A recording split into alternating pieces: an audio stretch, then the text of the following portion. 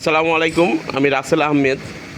এই চাচা বাজার থেকে 103 ধান নিয়ে গেছিলো 2 নম্বর, বলে বেরোয়নি। এই জন্য চাচা কিছু বলবে আপনাদের। চাচা বলেন কি হয়েছে। আমি বাজার থেকে 2 নম্বর ধান নিয়েছিলাম। 2 নম্বরে 1 নম্বরে আল্লাহ জানে কি ধান নিয়ে গেছিলেন? ওই 103 ধান। দি কী হয়েছে?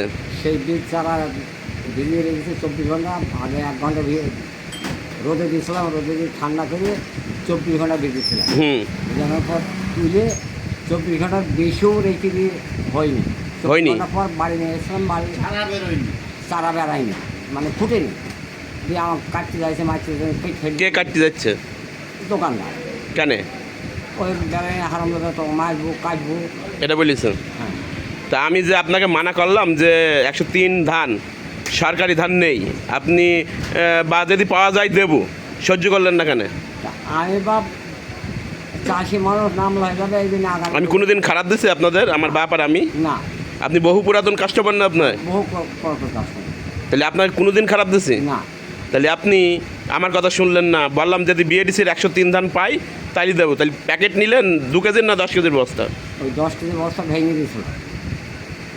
ওটা কি সাদা বস্তা? ওই দড়ির ও, তো সেইটা চারা হয়নি? চারা হয়নি, সব ফুটেনি। ও, তাই বলতে এসছেন বলি গামজাম করেছে। হ্যাঁ।